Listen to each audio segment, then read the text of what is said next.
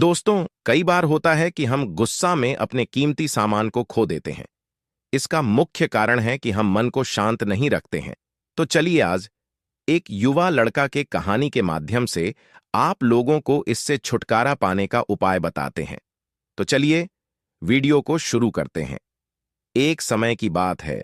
हिमालय की खाड़ी के किनारे एक छोटे से शांत गांव में राहुल नाम का एक युवा लड़का रहता था। राहुल अपने क्रोधी स्वभाव और चंचल मन के कारण गांव भर में प्रसिद्ध था। उसका मन हर समय विचारों से भरा रहता था। सोचो कि उसके विचारों के तूफान ने उसके मन को एकदम बेचैन कर दिया था। उसके जीवन से शांति मानो गायब हो गई थी और वह हमेशा अपने ही ख्यालों में खोया रहता था और तनावपूर्ण जीवन जी रहा था। उनके अशांत मन और क्रोध के कारण उनके अपने परिवार के सदस्यों और गांव वालों से भी संबंध अच्छे नहीं थे, जिससे वह और भी अधिक अकेला और अपमानित महसूस करने लगा। वह और भी अधिक मानसिक तनाव की स्थिति में चला जाता है। एक समय की बात है, राहुल अपने गांव की गलियों में घूम रहा था। तभी उनकी मुलाकात एक बौद्ध भिक्षु से हुई, जो एक पेड़ की छाया के नीचे ध्यान में बैठे थे। बौद्ध भिक्षु के चेहरे से निर्मल शांति की आभा झलक रही थी। इस असीम शांति में राहुल बौद्ध भिक्षु की ओर आकर्षित हुआ। जब राहुल बौद्ध भिक्षु के करीब आया तो उसे अपने आसपास एक सकारात्मक ऊर्जा का एहसास हुआ। भरत को एहसास हुआ कि इस असीम शांति और सकारात्मक ऊर्जा का स्रोत कहीं न कहीं इस बौद्ध भिक्षु के भीतर ही है। इसीलिए वह वहीं बैठकर उसकी आंखें खुलने का इंतजार करने लगा। थोड़ी देर बाद जब बौद्ध भिक्षु की आंख खुली तो उसने एक युवा लड़के को अपने सामने बैठा पाया, जो बहुत तनावग्रस्त और नकारात्मक भावनाओं से भरा हुआ लग रहा था। राहुल ने बौद्ध भिक्षु की ओर उदार भाव से देखा और बहुत विनम्रता से कहा, मालिक, मेरा मन बहुत अशांत है और मेरे मन के विचार मुझे खाए जा रहे हैं। मुझे एक पल के लिए भी शांति महसूस नहीं होती। क्या आप मुझे सिखा सकते हैं कि मैं अपने अशांत मन को कैसे शांत करूं? बौद्ध भिक्षु ने राहुल की पीड़ा को समझते हुए करुण दृष्टि से देखा और कहा, मेरे प्यारे बच्चे, मैं तुम्हें एक कहानी सुनाना चाहता हूं। इस कहानी में मानसिक शांति और खुशी के रहस्य छिपे हैं। क्या आप कहानी सुनना चाहेंगे? राहुल ने हां में सिर हिलाया और पूरी एकाग्रता से कहानी सुनने को तैयार हो गया। उनके अंदर जिज्ञासा चरम पर थी। वो कहानी सुनने को बेताब था। बहुत समय पहले की बात है। एक नगर में शक्ति नाम का एक आदमी रहता था। शक्ति बेहद महत्वाकांक्षी व्यक्ति थे और उन्हें हर काम में लोगों से मदद की जरूरत पड़ती थी। यदि उसे किसी से असफलता और बुराई सुनने को मिलती थी तो वह गहरी चिंता और तनाव में चला जाता था।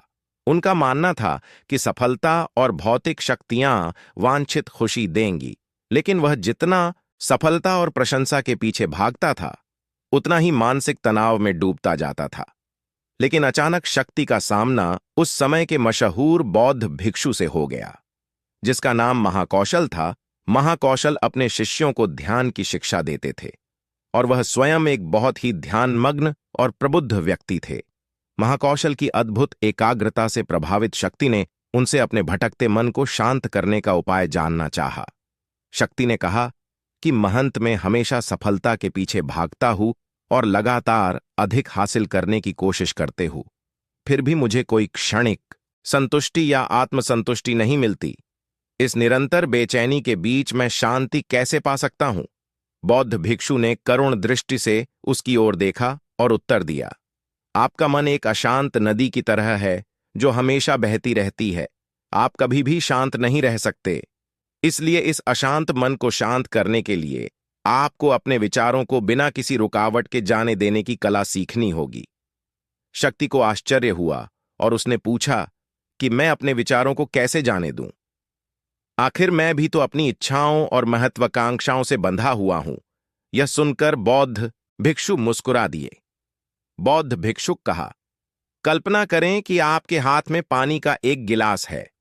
अब आप इसे जितनी देर तक पकड़कर रखेंगे, यह उतना ही भारी होता जाएगा, और अगर आप इसे काफी देर तक पकड़े रहेंगे तो आपके हाथ में दर्द होने लगेगा। लेकिन अगर आप उस पकड़ को ढीला कर दें और छोड़ दें तो आपका बोझ खत्म हो जाएगा। राहुल ने पूरी कहानी और उसका संदेश ध्यानपूर्वक सुना। वह समझ गया कि अपने विचारों और इच्छाओं से चिपके रहने से उसका बोझ बढ़ जाता है और अंदर ही अंदर अशांति पैदा कर देता है। अब राहुल को कहानी का अंत सुनने की उत्सुकता से प्रतीक्षा थी। कहकर बौद्ध भिक्षु ने कहानी जारी रखी। एक बौद्ध भिक्षु की बात मानकर शक्ति ने विचारों को त्यागने का अभ्यास शुरू कर दिया। वह बिना किसी पूर्व निर्णय के अपने विचारों और भावनाओं को आते और जाते देखता था। अब उसने विचारों को पकड़ना बंद कर दिया था। विचार उठते थे और अपने आप चले जाते थे। धीरे धीरे उसे यह एहसास होने लगा कि उसकी इच्छा और भावना ही सभी दुखों का कारण है। जैसे जैसे शक्ति ध्यान में गहरे उतरते गए, उन्होंने पाया कि वर्तमान में जीना ही आंतरिक शांति का एकमात्र स्रोत है। वह खुद को वर्तमान में स्थापित करके अपने मन की निरंतर बकवास से छुटकारा पा सकता था। धीरे धीरे शक्ति का मन एक शांत झील की तरह हो गया, जो बाहरी दुनिया को अपने अंदर प्रतिबिंबित करती है। उन्होंने जीवन की सादगी में संतोष को अधिक महत्व दिया और भौतिक संपत्ति के प्रति अपना लगाव छोड़ दिया। जैसे ही शक्ति में ऐसे बदलाव की खबर लोगों के बीच फैली, दूर दूर से लोग मार्गदर्शन लेने आने लगे। लोगों को विचारों को मुक्त करने की कला सिखाना और उन्हें अपने भीतर शांति खोजने के लिए मार्गदर्शन करना, वह लोगों के बीच शांति और ज्ञान का प्रतीक बन गया। शक्ति और साधु की कहानी समाप्त कर महाकौशल बौद्ध भिक्षु कुछ देर के लिए चुप हो गए, ताकि इस कहानी का अर्थ राहुल के मन में अच्छी तरह बैठ जाए। राहुल ने बौद्ध भिक्षु की ओर देखा तो उनकी आंखों में अब एक नई समझ दिखाई दे रही थी। राहुल ने धीरे से कहा कि मुझे इस कहानी में ज्ञान दिखता है, लेकिन मैं इसे अपने जीवन में कैसे लागू करूं? मैं अपने अशांत मन को कैसे शांत कर सकता हूं? राहुल के इस सवाल पर बौद्ध भिक्षु गर्मजोशी से मुस्कुराते हैं और फिर कहा कि अशांत मन को शांत करने का अभ्यास आत्म जागरूकता से शुरू होता है। अपने भीतर उठने वाले विचारों का निरीक्षण करने के लिए प्रतिदिन कुछ समय निकालें। उन भावनाओं पर ध्यान दें जो आपके मन में आती हैं और देखें कि वे कैसे आती हैं और आकाश में गुजरते बादलों की तरह चले जाएं। राहुल ने आंखें बंद कर लीं और बौद्ध भिक्षु के कहे अनुसार अपने विचारों का अवलोकन करने लगे। जैसे ही उसने अपने भीतर उठने वाले विचारों पर ध्यान देना शुरू किया, उसे इसका एहसास हुआ। उसे अपने अंदर चिंता और इच्छाओं की एक निरंतर धारा बहती हुई महसूस हुई। सिर्फ एक एहसास ने ही उसे एक अद्भुत शांति का एहसास कराया। उन्हें यह भी एहसास हुआ कि यह सभी विचारों और भावनाओं से अलग है। बौद्ध भिक्षु ने आगे कहा कि जैसे शक्ति ने खुद को सभी मोह माया से अलग कर लिया था, वैसे ही अपने मन को अशांतकारी विचारों और भावनाओं से मुक्त करने का अभ्यास विकसित करो। बिना किसी पूर्वाग्रह के विचार को वैसे ही स्वीकार करें जैसे वह आता है, और फिर धीरे धीरे उन्हें जाने दें और अपना ध्यान वर्तमान क्षण पर केंद्रित करें। लेकिन राहुल ने टोकते हुए कहा कि अगर विचार और भावनाएं इतनी मजबूत हैं तो क्या होगा?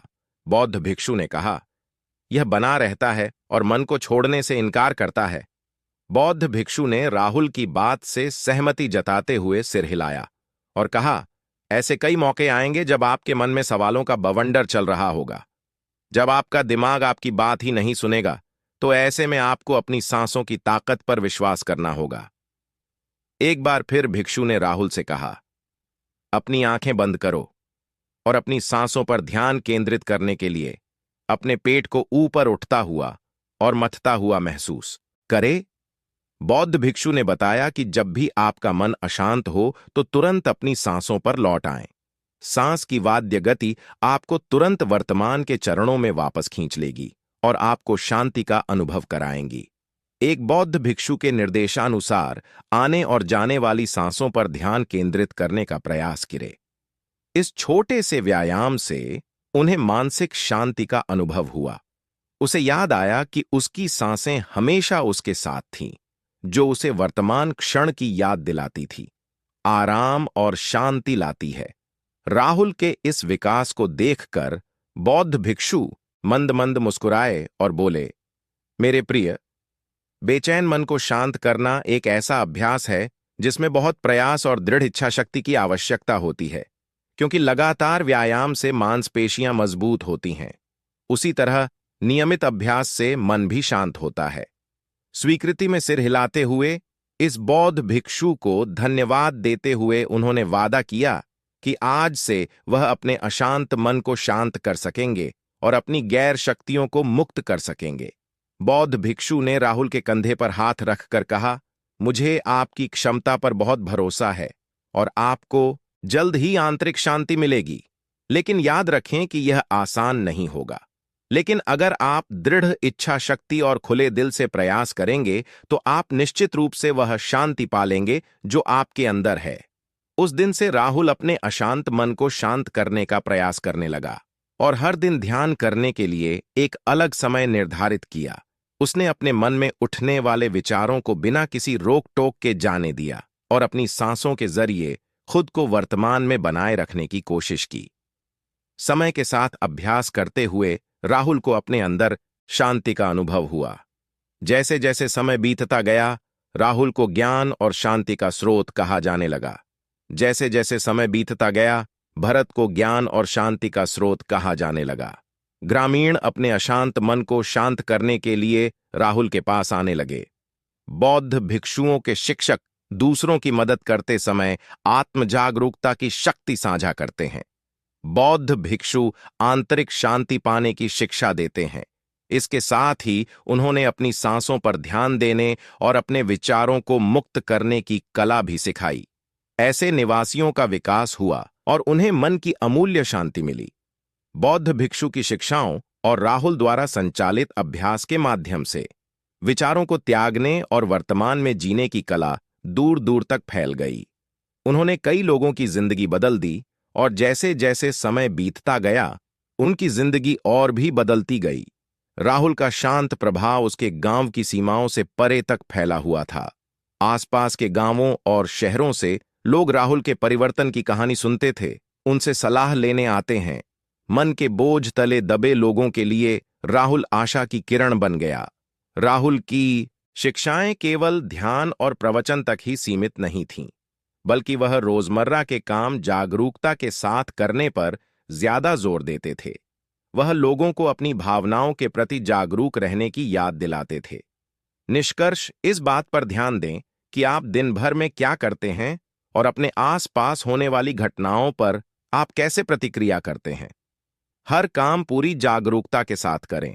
जब आप खाएं तो प्रत्येक टुकड़े के स्वाद का आनंद लें। जब आप सूरज की रोशनी के सामने खड़े होते हैं तो उसकी गर्मी महसूस करें। लोग क्या कहते हैं, उसे ध्यान से सुनें और समझें। छोटे छोटे बदलावों से लोगों के जीवन में चमत्कारिक परिवर्तन आते हैं। राहुल की शिक्षाओं से लोगों ने सीखा कि जीवन का आनंद वर्तमान में जीने में है।